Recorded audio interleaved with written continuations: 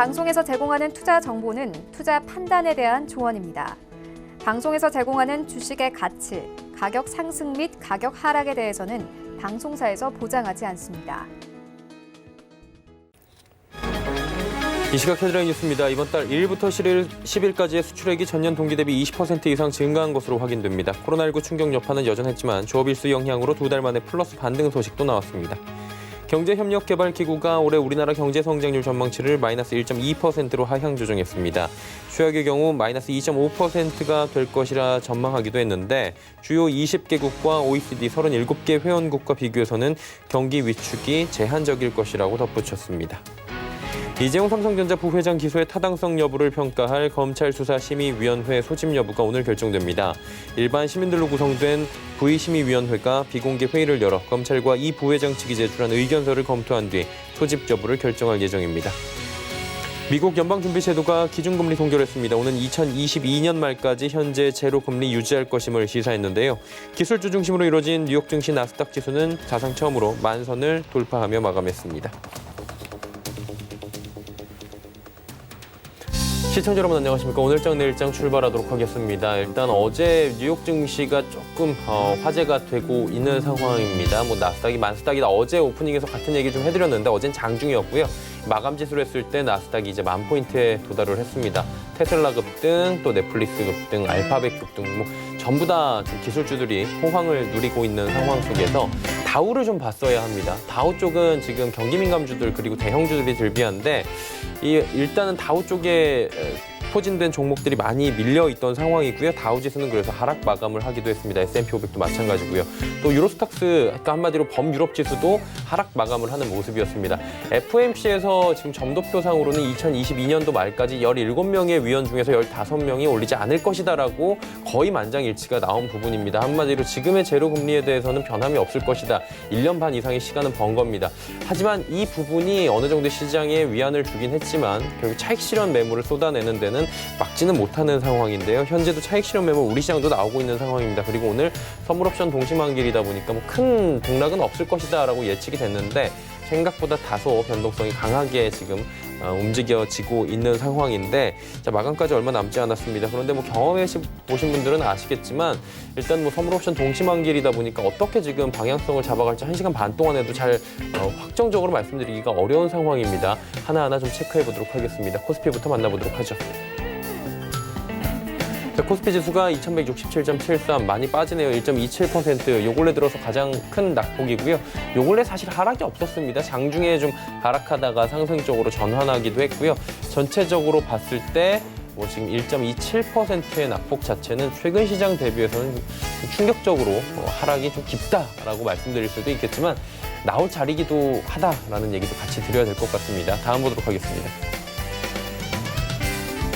2200 부근까지 또 가기도 했었는데 그대로 밀려 내려오죠. 2162 장중 저점이고요. 저점 찍고 살짝 올라오긴 하는데 일단은 반등이나 지금 장중 보합권으로 가기 위한 움직임이 좀 약한 모습은 사실이고요. 수급을 좀 보도록 하겠습니다. 개인만 사죠. 많이 사네요. 지금 9,393억 원. 기관이 포지션 자체를 지금 강한 매도로 잡습니다. 7,771억 원. 외국인도 매도를 잡는데 1,853억 원을 매도하고 있는 상황입니다. 다음 볼까요? 삼성전자, SK하이닉스, 한마디로 이 전기전자 업종들이 좀 많이 밀립니다. 그러다 보니까 지금 빠지고 있고요. 삼성바이오로직스가 오늘도 급등합니다. 75만 원 부근까지 또 신고가 부근입니다. 삼성바이오로직스만 지금 올라가고 나머지 종목 모두 다 빠지죠. 다음 보겠습니다. 셀트리온 급등하는데 지금 관련해서 코로나19 지금 신청하겠다. 지금 기존에 나와 있던 약을 통해서 램시마를 통해서 이런 얘기가 나오면서 지금 오늘 급등하고 있고요. LG화학 올라가고 삼성 SDI, 카카오도 올라갑니다. 일단 테슬라 올라갔다 말씀드렸죠. 2차 전지 관련주들 오늘 하락장에서도 그나마 좀 버텨주고 있는 상황입니다. 현대차가 좀 많이 빠지네요. 운송장비가 최근에 급등 이후에 송고르기에 들어가는데 좀 되돌림이 생각보다 깊습니다. 다음 보도록 하겠습니다. LG생건, 삼성물산, 현대모비스, SK까지 모두 빠지고요. 지금 게임 관련 NC소프트는 오늘도 상승을 소폭하고 있는 상황입니다. 다음 보도록 하죠. 759.17 코스닥은 상승 전환을 다시 하긴 했는데 지금 오늘 상승폭이 굉장히 컸는데 하루간의 흐름을 잠깐 보겠습니다. 보면서 말씀드릴게요. 보시면 766까지 올라가면서 그리고 꽤 긴 시간 동안에 지금 고점을 지켰습니다. 그래서 오늘 괜찮구나라고 생각이 될 즈음에 갑작스럽게 정우경부터 빼버립니다. 755까지 훅 빼면서 코스닥 지수가 빠지니까 코스피도 같이 덩달아서 빠지는 약간 같은 동조화 현상이 나타나고 있는 상황이고요. 다음 보겠습니다. 개인만 마찬가지로 삽니다.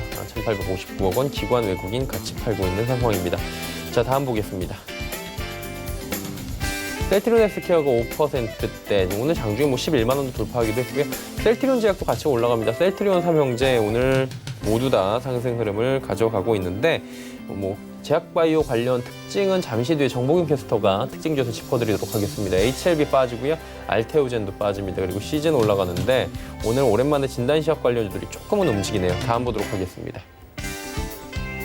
펄어비스가 그동안 많이 눌려 있었는데 오늘 단숨에 3%가 넘게 올라가고 있고요. 전해드렸다시피 에코프로비엠 비롯해서 2차 전지 관련주들 오늘 올라갑니다. 테슬라가 워낙에 급등했고요. 신고가 계속 랠리를 하고 있는 상황이기 때문에 우리나라 2차 전지 관련 종목들도 같이 오늘 잘 달려줍니다. CJ-ENM, KMW, 스튜디오 드래곤 모두 빠집니다. 다음 보겠습니다. 제넥신이 오늘 큰 폭의 상승이 나오고 있는데 제넥신 역시 호재가 좀 있는 상황입니다. 제넥신 같은 경우에는 그동안에 좀 눌려 있었는데 GX17 코로나19 미국 임상 일상승이 난다 이런 얘기들이 지금 들려오고 있습니다. 하이루킨 7 개발을 주도하는 네오 이뮨텍이 미국 식품의약국으로부터 하이루킨 7의 코로나19 치료를 위한 임상시험 승인을 받았다라는 소식이 지금 기사를 통해서 들어와 있고요. 관련해서 오늘 장중에 98,500원까지 25% 급등하기도 했네요. 다음 보도록 하겠습니다. 환율이 좀 조정을 며칠 동안 강하게 받다가 오늘은 반등을 좀 합니다. 1,195원 40전까지 하지만 1,200원 아래에서 아직까지 움직이는 상황입니다. 종목 상담 활짝 열려 있습니다. 100원의 정보 이용료 부과되는 샵 0082번을 통해서 보내주시면 2시 50분부터 함께하도록 하겠습니다. 금일본 방송에서 제공해드리는 정보는 투자 판단에 대한 조언일 뿐입니다. 해당 주식의 가치와 수익률 보장해드리지 않는다는 점 참고해 주시길 바랍니다. 특징주 바로 짚어드리도록 하겠습니다. 정보경 캐스터입니다. 네, FOMC에서 미국 연준이 장기간 제로금리 유지를 시사했습니다. 선물옵션 동시만기일인 오늘 혼조세로 출발한 국내 증시는 이 시각 현재 코스피는 내리고 있고요. 코스닥은 보합권에서 움직이고 있습니다. 오늘의 특징주들 어떤 게 있는지 지금부터 만나보시죠. 이 시각 종목 핫셀입니다. 삼성 바이오로직스, 셀트리온, 미스터블루가 올라와 있습니다. 오늘 가장 먼저 만나볼 종목은 셀트리온인데요. 코로나19 임상시험 소식에 그룹주들이 급등하고 있습니다. 현재는 7.45% 오르면서 거래가는 28만 8,500원입니다. 하루간의 흐름도 확인해 보시죠. 셀트리온 오늘 오전장에 최고가 29만 7천원까지 오르면서 신고가를 경신했습니다. 셀트리온과 셀트리온 헬스케어가 바이오시밀러 램시마의 코로나19 치료 효과를 확인하는 연구에 들어갑니다. 영국 옥스퍼드 대학교의 마크 펠드만 박사와 함께 영국 버밍엄 대학병원을 비롯한 4개 기관에서 이달 중 임상시험을 시작할 예정인데요. 이 같은 소식에 셀트리온을 비롯해서 오늘 셀트리온 헬스케어도 오전장에 10% 넘게 급등하면서 신고가를 기록했습니다. 다음 종목 만나보시죠. 오늘의 두 번째 종목 삼성 바이오로직스입니다. 52주 최고가를 경신하면서 연일 강세를 보이고 있는데요. 현재는 전날 대비 6.39% 올랐고요. 거래가 74만 9천원입니다. 하루간의 흐름도 확인해 보시죠. 삼성 바이오로직스가 어제 장중 70만 원을 넘어선 데 이어서 오늘 최고가 76만 6천 원까지 오르면서 또다시 52주 최고가를 경신했습니다. 지난 8일 삼성 바이오로직스가 스위스 제약사와 약 2,400억 원 규모의 바이오 의약품 위탁 생산 계약을 체결했다고 공시했습니다. 또 같은 날에 계약금 432억 원 규모의 바이오 의약품 위탁 생산 계약 의향서를 체결했다고 추가 공시하기도 했는데요. 이딴 대규모 수주 소식에 실적 개선에 대한 기대감으로 매수세가 유입되는 모습입니다. 오늘의 마지막 특징주 만나보시죠. 미스터블루는 자회사 게임의 해외 진출 소식이 전해졌습니다. 이 같은 소식에 현재 3.85% 올랐고요. 거래가 1,250원입니다. 하루간의 등락폭도 확인해 보시죠. 오늘 오전 11시를 조금 앞두고 최고가 11,250원을 터치했고요. 현재는 고점 대비 상승폭을 줄였습니다.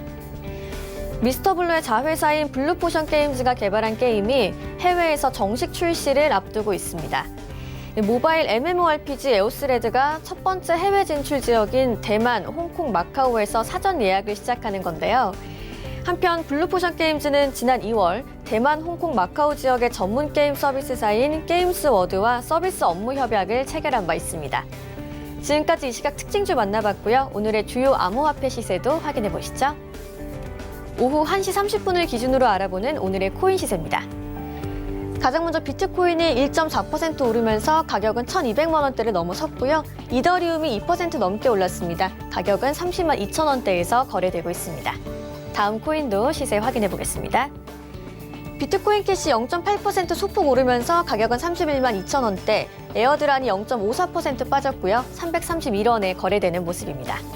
다음 암호화폐도 시세 확인해 보시죠. 리플부터 모네로까지 모두 1%대 상승하고 있습니다. 라이트코인 5만 7천 원대, 모네로가 8만 4,688원에 거래되는 모습입니다. 지금까지 이 시각 특징주와 코인 시세 확인했습니다. 네, 오늘 시장 이슈 바로 점검해 보도록 하겠습니다. KTB 투자증권 이성훈 과장 오늘 연결돼 있네요. 안녕하세요. 네, 안녕하십니까. 네, 수소 관련주들이 지금 들썩들썩하는 모습인데 뭐 그린 뉴딜 얘기도 있지만 독일이 수소 산업에 대한 투자 계획을 발표한 것 같습니다. 국내 관련 업체들의 주가에도 지금 영향을 이미 주고 있는데 전망 어떻게 보십니까? 네, 우선 말씀하셨듯이 지금 독일 정부가 발표했죠. 수소를 이용한 재생에너지 개발 계획에 기존에 좀 지원했던 부분이 있습니다.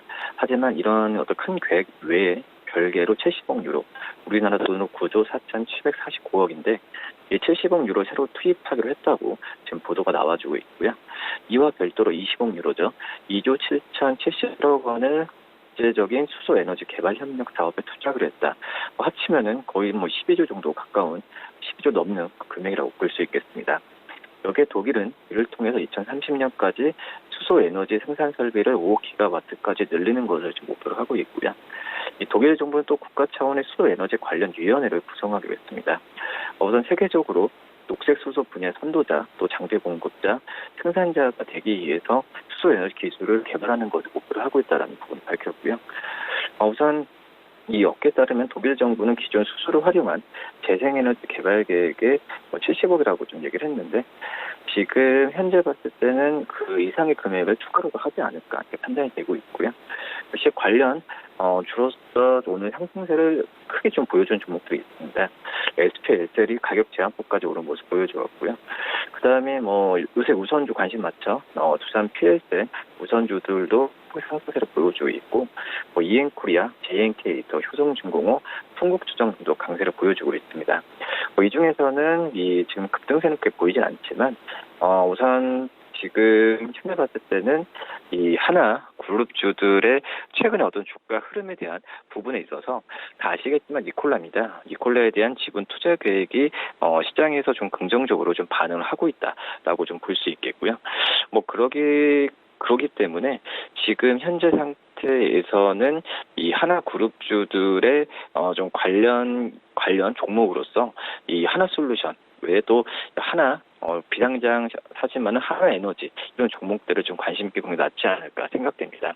또 수소 사업 진출에 대한 가능성에 대한 기대감이 크다라고 좀 볼 수 있겠고요. 특히 하나 종합화학의 경우에는 이 수소 충전소 운영권을 확보해 놓은 상태이기 때문에 우선 이 하나 솔루션이 이 하나 종합화학의 지분을 36% 갖고 있는데 그런 점에서 이 하나 솔루션에 대한 그 상장사인 이 하나 솔루션에 대한 관심을 꾸준히 가져야 되지 않을까 판단되고 있고요. 하지만 이제 하나 솔루션도 어떻게 보면은 이 수소 쪽보다도 이 태양광이 메인이기 때문에 태양광 관련 주가 추이가 중요하다고 생각이 되고 있습니다. 우선 미국 쪽에서 셧다운 해제가 되고 또 이연된 어떤 태양광 수요 증가가 이루어진다면 하나솔루션에 관심을 꾸준히 가져야 되지 않을까 이렇게 보입니다. 예, 그리고 이제 나스닥 쪽 얘기를 좀 해봐야 될 것 같은 게 나스닥 지금 10,000포인트 넘어갔다 오늘 계속 화제가 되고 있습니다. 10,000포인트 견인하는 데는 기술주들이 계속해서 견인을 당연히 한 걸 텐데요. 테슬라 주가를 지금 봐야 될 것 같아요. 사상 최고가고 지금 $1,000 돌파했습니다. 이제 주목할 만한 국내 수혜주를 계속해서 찾는 모습인데 어느 관점으로 좀 저희가 접근을 할까요? 네, 우선 말씀하셨듯이 테슬라 시가총액이 예. 기존의 세계 1위 자동차 업체죠. 일본의 도요타 자동차를 거의 좀 따라잡는 모습으로 좀 가고 있는데요. 역시 뭐 전기차 관련주로 관심 있게 봐야 된다라고 판단이 되고 있고, 지금 이제 LG와 삼성 SDI 같은 종목이 대표적인 전기차 관련주지만 오늘 또 신고가를 경신한 에코프로비엠 시장에 관심이 많은데요. 에코프로비엠을 추천주로 말씀드리도록 하겠습니다. 에코프로비엠 같은 경우에는 EV 배터리용 이 양극 소재를 만드는 기업이라고 볼 수 있겠는데, 최근엔 대규모 신규 시설 투자가 이루어지면서 실적이 긍정적으로 갈 가능성이 크지 않을까, 이렇게 좀 판단이 되고 있습니다. 우선 추후에 설비 투자와 라인 셋업이 완료되면은 이 전량 SK 이노베이션 쪽으로 우선 생산을 되면서 우선 이 앞에 있는 그런 전방 튼튼한 기업들이 있기 때문에 에코프로비엠의 어떤 고객사의 덕은 분명 붙지 않을까 판단이 되고 있고요. 지금 현재 에코프로비엠의 생산 능력을 본다고 하더라도 점점 증가하는 추세로 가고 있기 때문에 에코프로비엠의 실적에 대한 기대감을 가져가도 괜찮지 않을까 판단됩니다. 말씀드렸다시피 전기차 관련주에서는 에코프로비엠 그리고 삼성 SDI, LG와 좀 말씀드리도록 하겠습니다. 예, 알겠습니다. 관련주까지 이야기 나눠봤고요. 오늘 말씀은 여기까지 듣도록 하겠습니다. 고맙습니다. 네, 감사합니다. 예, 이성훈 과장과 이야기 나눠봤습니다. 이슈 칼럼 바로 이어가도록 하죠.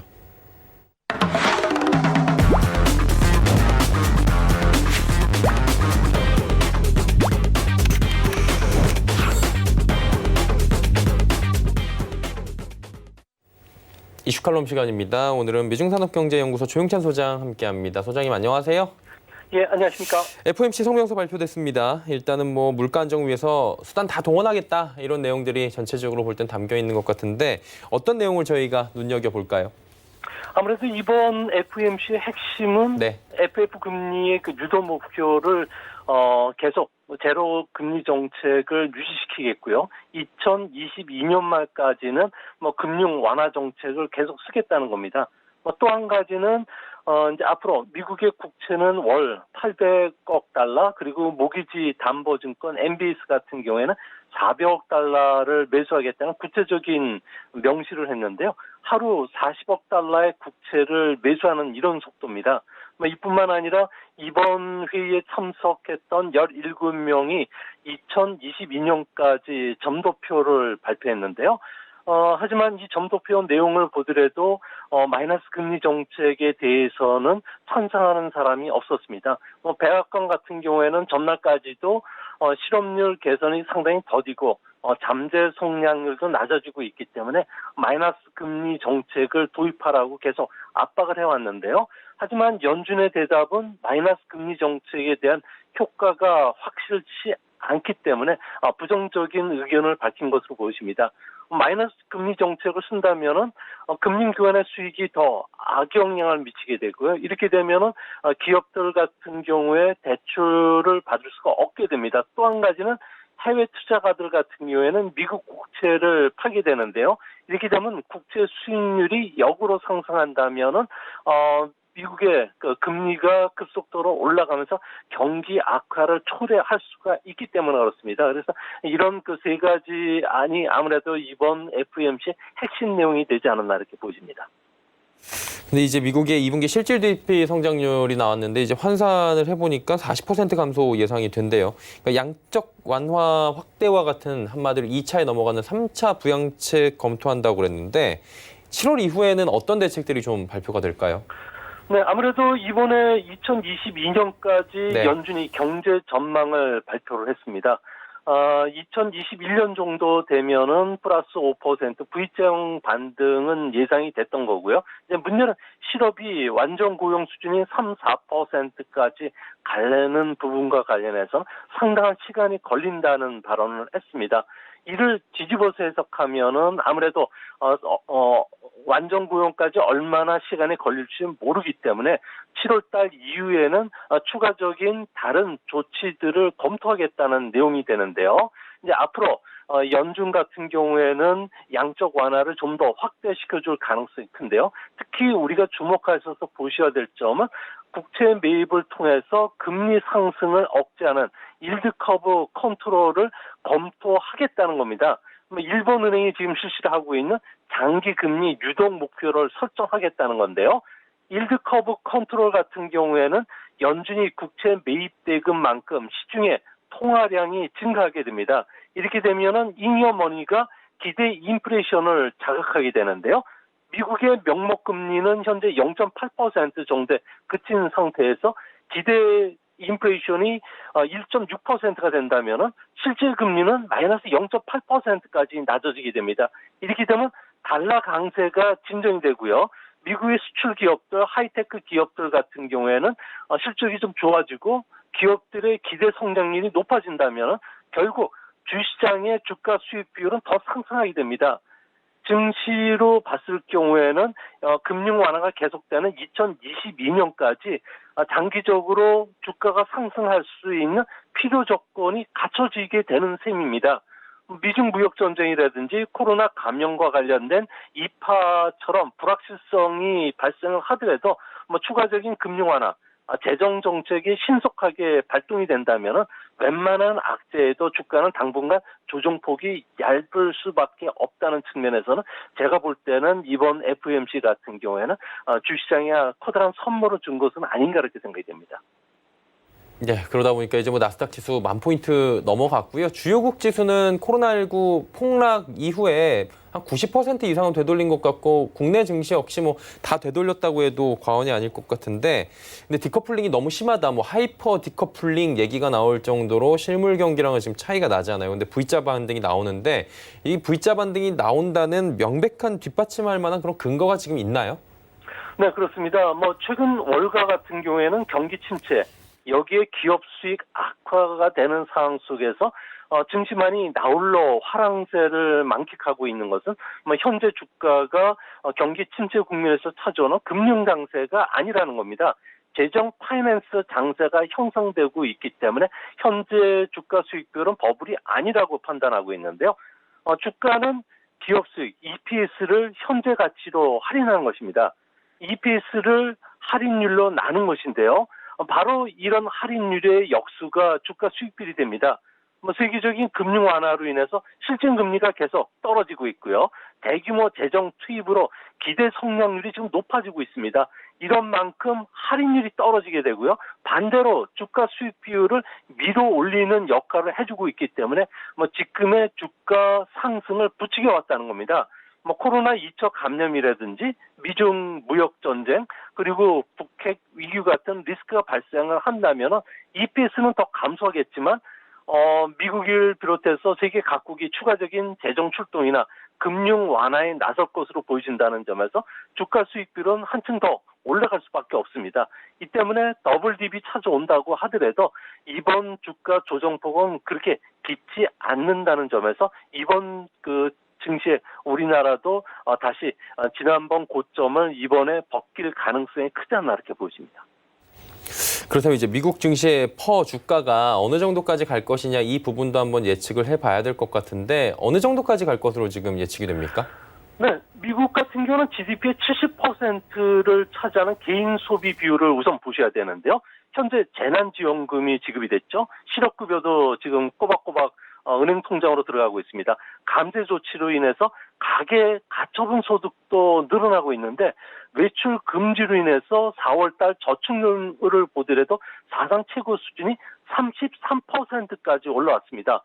가계 주머니는 두둑해지는데 지갑을 열지 못하다 보니까 최근 경제 활동이 재개되면서 보복성 소비가 일어나고 있는데요. 과거 평균 8% 정도까지 저축률이 떨어진다고 한다면 연간 5조 달러 정도에 달하는 소비 수요가 발생할 수 있게 됩니다. 이렇게 되면은 아무래도 기업들의 기대 성장률이 계속 높아질 수밖에 없기 때문에 결국 주가 수익 비율은 더 상승하고 그다음에 빅스 지수, 공포 지수라는 부분들은 계속 리스크 프리미엄은 계속 떨어질 수밖에 없는데요. 이제 앞으로 실질 금리가 마이너스 0.8%까지 낮아진다고 전제를 하면은 소비자의 신뢰 지수는 코로나 쇼크 이전인 132 정도로 회복하게 되고요. 이렇게 되면 주가 수익 비율은 2000년 초반의 IT 거품 당시와 같은 25배 수준까지도 올라갈 수가 있게 됩니다. 현재 S&P 500의 주가 수익률은 22배 정도인데요. 이렇게 보면은 미국 증시는 앞으로 10% 정도 더 상승할 여지가 있다는 겁니다. 내년 1분기 EPS가 한 15% 증가한다고 보고, 그리고 주가 수익 비율이 25배를 기준한다면은 S&P 500의 주가 지수는 내년 1분기 정도가 되면은 3,650포인트까지 상승할 수 있을 것이라고 분석이 되는데요. 이 때문에 연내 사상 최고치도 충분히 넘어갈 수 있는 상황이 되기 때문에 주시장과 관련해서는 좀 비관적으로 보시는 시각을 이제는 지우셔도 되지 않나 보여집니다. 예. 그리고 이제 사실 계속 얘기가 나오는 게 비관적으로 보기는 싫고 지금 투자하신 분들께서는 계속 갔으면 좋겠는데 이런 부정적인 얘기가 나와요. 미국 전미경제연구소에서 공식적으로 지난 2월부터 경기 침체기에 진입을 했다. 사이클상 이런 얘기가 있는데 주요 내용은 어떤 겁니까? 네, 미국 경제 같은 경우에는 침체나 확장기에 들어갔는지를 판단하는 곳이 유력 경제학자들로 구성된 전미 경제연구소입니다. 이 안에 경기 순환 기간 확정위원회가 판정을 내리게 되는데요. 일반적으로 경제 활동 축소가 몇 달간 계속이 돼야지 경기 침체라고 판정을 내리는데 이번 코로나 바이러스 쇼크로 인해서 고용이나 생산이 전례 없는 규모로 감소를 했고요. 또 경제 전반에 광범위한 영향을 줬기 때문에 이번에는 아주 신속하게 이례적인 판정을 내렸다는 겁니다. 미국 같은 경우에는 128개월 만에 경기 후퇴 국면에 들어가게 됐는데요. 2009년 6월부터 시작된 미국의 경기 확장 국면이 이제 끝났고 경기 수축 국면에 들어가는 상황으로 보여집니다. 그러면 이제 궁금한 게 미국 경기가 수축으로 왔다가 어차피 경기는 사이클상 확장으로 갈 거 아니에요? 언제쯤 확장 국면으로 다시 돌아가게 됩니까? 네, 미국 같은 경우는 1960년 이후에 8번의 경기 후퇴를 경험을 했습니다. 경기 후퇴 기간이 평균적으로 한 12개월 정도였고요. 실질 GDP 감소폭은 정점에서 바닥까지 평균 마이너스 2% 정도가 됐었습니다.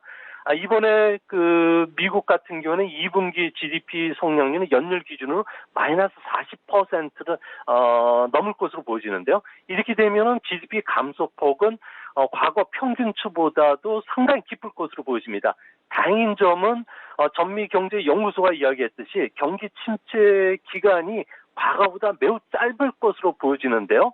이는 과거 미국의 경기 후퇴 국면을 보면은 물가 상승 압력이 높아졌기 때문에 FRB가 빠르게 금리 인상을 단행했던 시점이었고요. 또 자산 버블이라든지 신용 버블, 또 유가가 상승했던 외부적 쇼크에 의해서 발생했는데 이번에 미국의 경기 후퇴는 코로나 바이러스로 인한 소비 유치, 생산 활동 감소라는 측면에서 과거 8번의 경기 후퇴 국면보다 상당히 짧게 터져올 것으로 보여지는데요. 제가 볼 때는 4개월에서 6개월 정도니까 늦어도 올해 하반기 특히 4분기에는 경기 확장 국면으로 다시 들어갈 수 있을 거로 보여집니다. 그러니까 우리 증시를 보면 지금 조정은 없다라는 얘기들이 계속 나오고 있지 않습니까? 오늘 진짜 오랜만에 이게 조정이 나온 거잖아요. 한 1% 중반대까지 지금 밀리고 있는데 그러다 보니까 너도 나도 미국 증시 직구를 지금 하고 있는 상황입니다. 그러니까 미국 증시를 좀 낙관적으로 보시는 분들이 많다는 건데 한마디로 계속 낙관적으로 봐도 되는 겁니까? 네, 미국 같은 경우는 IT 버블 붕괴가 있었던 2000년 최고치가 나스닥 기준으로서 5,048포인트인데요. 현재는 이것보다 2배 가까이 올라왔습니다. 하지만 애플이나 아마존, 그리고 페이스북, 구글, 중과 같은 혁신적인 비즈니스 모델들이 지금 계속 속출하고 있고요. 압도적인 시장 점유율로 인해서 계속 수익성이 높아지고 있습니다.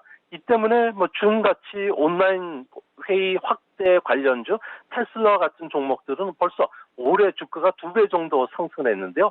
이런 IT와 관련된 투자 펀드들, 나스닥에 투자하는 펀드들 같은 경우에 자금 유입이 지금 계속 일어나고 있습니다. 인베스코 트리플 Q 같은 경우에는 연초 대비 무려 110억 달러 정도가 유입이 됐는데요. 이 때문에 앞으로 상대적으로 덜 오른 다우나 S&P 쪽으로도 이제 매수가 확대될 가능성이 있지 않나 보여집니다. 아무래도 미국의 실업률이 하락하면서 경기 회복 기대감이 커졌고요. 또 11월 대선을 앞두고 트럼프의 지지율이 38%까지 떨어졌습니다. 재선에 실패한 카터나 아버지 부시와 같은 지지율인데요. 이 때문에 트럼프 대통령 같은 경우는 새로운 경제 정책을 내놓을 수밖에 없는 거고요. 여기에 애플이 집계하는 지도 웹 사용 현황을 보면은 미국인들 같은 경우는 자동차나 도보 이동이 지난 2월 평균 수준을 회복했다는 겁니다. 대형 레스토랑의 예약 테이블도 회복세를 보여주고 있고요. 가솔린 가격도 드라이빙 시즌을 맞아서 개럴당 지금 $2까지 상승을 한 상황입니다. 이제 앞으로 미국 경기가 낙관론이 확산될 수 있는데요. 이렇게 되면 레저나 항공, 정유, 카드, 전기 자동차와 관련된 수요들이 계속 늘어난다는 점에서 국내 증시에서도 여러 가지 테마주들이 투자가들을 좀 반기지 않을까 보여집니다.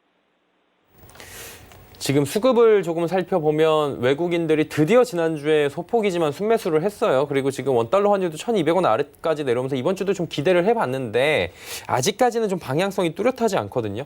추세적인 매수를 좀 기대하고 계신 분들이 많을 것 같은데 그 시기가 언제쯤이라고 보십니까? 네, 이머징 시장에 투자하는 세계 투자가들 같은 경우에는 신흥국이 아직 코로나 쇼크에서 빠져나오지 못했다고 보고 있고요. 또 정치적 리더십을 전혀 보여주지 않고 있다고 합니다. 다만 한국에 대해서는 조금 생각이 좀 다른 거로 지금 저도 여러 군데에서 이야기를 듣고 있는데요. 아무래도 감염이 진정 단계에 들어갔고요. 경제활동 재개로 인해서 하반기 경기 회복 가능성이 다른 신흥국보다 빨리 온다는 겁니다. 이 때문에 덜 오른 신흥국 펀드 쪽으로 자금이 이동할 가능성이 높은데요. 아무래도 원달러 환율이 다시 1,100원대까지 들어왔다는 점이고요. 또 신흥국 채무가 GDP 대비해서 170%지만 한국은 43%에 불과하다는 겁니다.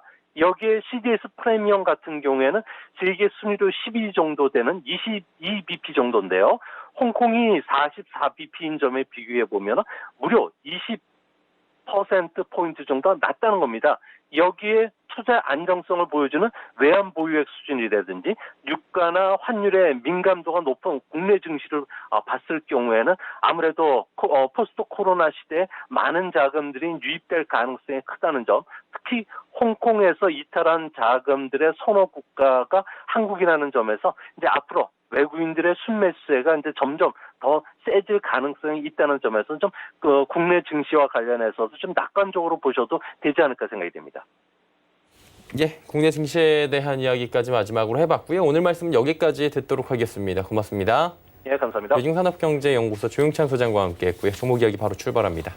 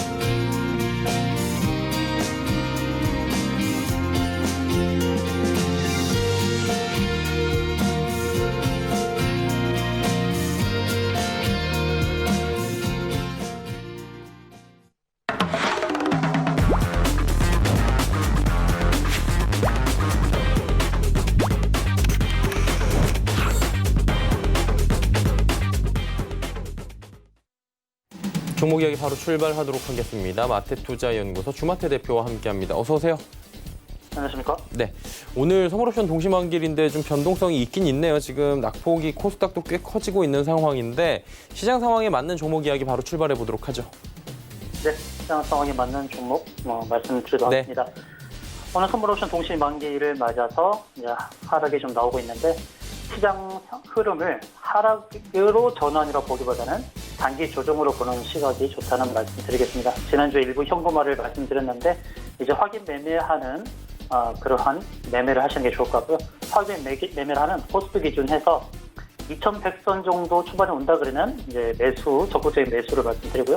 또 한편으로는 여기서 다시 돌려서 2,200을 넘어서면 그때 또 상승을 기대하면서 베팅하는 그런 관점에서 매매가 좋다는 말씀드리겠습니다. 최근에 보시면 상승했던 종목들에서 많은 조정이 보여지고 있습니다. 그러므로 가급적이면 철저하게 가치 대비 못 오른 종목에 집중하는 그러한 매매 접근법을 말씀드리도록 하겠습니다.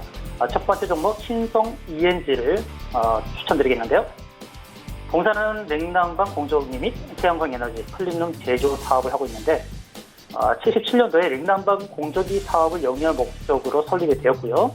이후에 태양광 에너지 사업 부문을 영위하기 시작을 했고 이후 또 신성 FA를 인수합병을 해서 클린룸 사업 부문과 자동화 설비 사업 부문까지 추가로 하게 되었습니다. 2년 전부터는 에너지 세이빙 시스템 연계하는 태양광 발전소에 대한 정책적 지원으로 기존의 태양광 발전 및 ESS 연계 사업들이 증가하면서 국내 태양광 시장도 성장할 것으로 기대하며 봉사도 수혜를 입을 것으로 전망이 됩니다.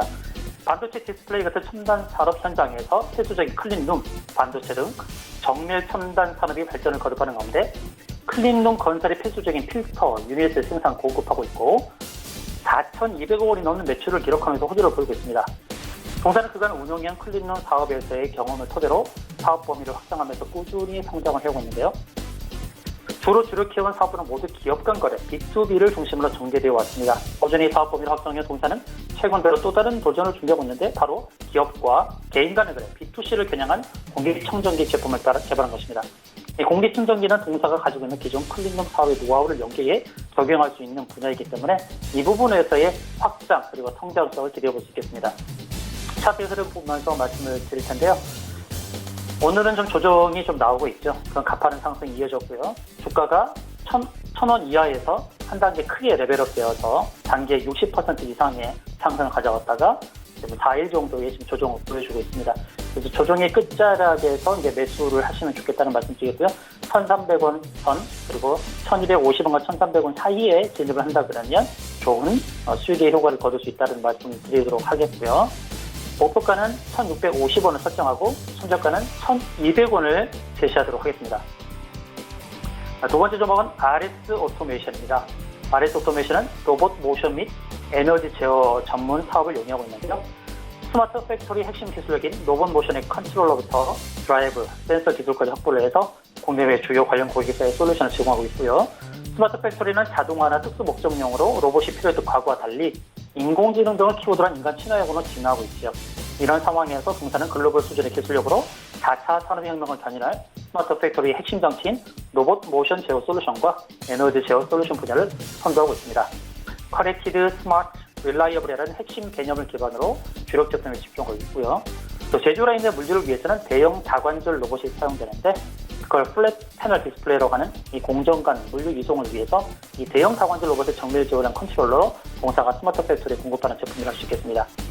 정부는 2022년도까지 스마트 공장 2만여 개로 확산할 것을 밝혔는데요. 4차 산업과 함께 공장 역시 단순한 작업장이 아닌 고도의 첨단 기술들이 결합되어 가고 있습니다. 한국 스마트 공장 보급에 정부가 주도적인 역할을 하면서 동사의 기술 척도 역시 빠르게 성장할 것으로 전망이 됩니다. 산업통상부의 전자부품 산업 핵심 기술 개발 사업에 신청이 됐고요. 지난달에 신청이 됐고요. 그동안 축적된 로봇 모션 기술 기반에서 국내 최초로 국제 표준인 IEC 62443 보안기능을 장착한 자동화 시스템을 구현을 해서 코로나19 이후에 무인화, 지능화에 대비한 보안이 완비된 자동화 시스템을 구현하는 것을 개발 목표로 삼고 있습니다.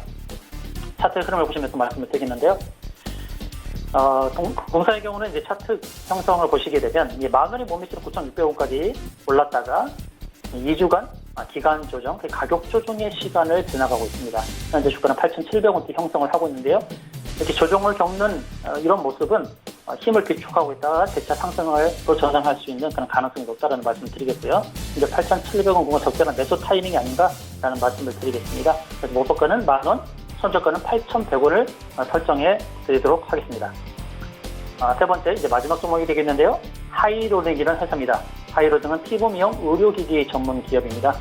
집속 초음파 리프트기 대명사 더블로를 시작으로 냉각 지방 분해 장비, 미쿨에 이어서 플라즈마를 이용한 스킨 부스터 장비, 플라소닉까지 탄탄한 제품 라인업으로 피부 및 바디 관리 의료용자 및 제조업체로 시장에서 그 입지를 확실히 하고 있습니다. 피부 미용, 지방분해, 여드름 치료, 모발 이식 등과 관련한 핵심 지식들 상권을 보이고 있고요. 또 삶의 질 향상을 추구하는 현상에 따른 뷰티 산업이 성장하고 있는 상황이 공사에 긍정적으로 작용하게 될 전망입니다. 매출액의 13% 이상의 꾸준한 R&D 투자를 지속하고 있고 또 고부가 가치 사업을 추진하고 있어서 피부 미용에 대한 사회적 관심도 증가에 따라서 화장품 중심에서 시술 중심으로 뷰티 산업이 성장하에 따라 시술이 보편화되는 시장 상황에 수혜를 입을 전망입니다. 국내 홈케어 뷰티 디바이스 시장 규모는 2022년도까지 무려 1조 6천억 원 이상으로 성장할 것으로 전망됨에 따라서 다수의 개인용 미용기기를 시장에 내놓고 있는 동사의 성장성이 역시 기대된다고 할 수 있겠습니다. 차트 흐름을 보시면요. 오늘 보시면 오늘 4개월여간의 주가 수준에서 가장 높은 고가를 기록했습니다. 오늘 5,180원 올랐고 지금 윗골이 달고 밀리고 있습니다만 그러나 상승의 추세가 계속 이어져 가지 않을까라고 보고 있습니다. 하이로닉이 단기에 갈 수 있는 고점 라인은 5,700원으로 보고 있습니다. 그래서 목표가는 5,700원, 선초가는 4,500원을 제시해드리도록 하겠습니다. 네, 하이로닉까지 세 종목 들어봤고요. 지난 시간에 램 테크놀로지 저희가 단기 접근해봤는데 결과 어땠습니까? 네, 램 테크놀로지는 OLED, 식가계, 방리액, 반도체 공정에 필요한 불화가스 이런 것들을 생산하는 회사인데요. 이 부분에서 국산화에 성공한 기업이죠. 일본 수출 규제에 관련해서 수혜를 입었던 기업이고요. 추천 이후에 20% 이상의 상승을 보였고 지금 이제 조정을 보이고 있습니다. 제가 제시해드렸던 목표가 이상으로 왔기 때문에 이제는 매수로 다시 말씀드리기는 어렵습니다. 목표가 이상으로 왔기 때문에 이제는 가지고 계셨던 분들은 수익 실현한 것으로 만족하시고 다시 매수의 타점을 보신다 그러면은 7,000원 언더가 왔을 때 그때 적절한 그 매수 적기라고 보고요. 앞으로 이제 일본의 기술 수출가 계속 이어진다라는 전제로 본다고 되면 또다시 램테크놀로지는 또 수익의 기회를 창출할 수 있는데 다시 말씀드린다면 7,000원 이하로 하회했을 때 그때 다시 매수 적기라는 말씀을 드리도록 하겠습니다. 네, 램 테크놀로지 들어봤습니다. 오늘 그렇다면 어떤 종목을 좀 짧게 보는 게 좋을까요? 단기적으로 접근할 수 있는 종목은 하이로닉이라는 말씀을 드리겠고요. 지금 하이로닉은 4개월간의 주가에 가장 고점이 형성되고 있지만 상승의 추세가 계속 살아있기 때문에 5,000원 초반에 머물고 있는 주가가 한 단계 레벨업이 돼서 목표가를 설정했던 5,700원을 터치하는 흐름이 단기적으로 전개되지 않을까 이렇게 전망을 합니다. 단기적으로 접근 추천 가능한 종목은 하이로닉을 말씀드리겠습니다. 네, 하이로닉까지 이야기 나눠봤고요. 오늘 말씀 여기까지 듣겠습니다. 고맙습니다. 네, 고맙습니다. 네, 주마태 대표와 이야기 나눠봤습니다. 금일본 방송에서 제공해드린 정보는 투자 판단에 대한 조언이었습니다. 해당 주식의 가치와 수익률 보장해드리지 않는다는 점 참고해 주시길 바랍니다. 저희가 준비한 소식은 여기까지입니다. 잠시 뒤에는 마감 임박 60분의 승부 바로 이어집니다. 함께해 주시기 바랍니다. 고맙습니다.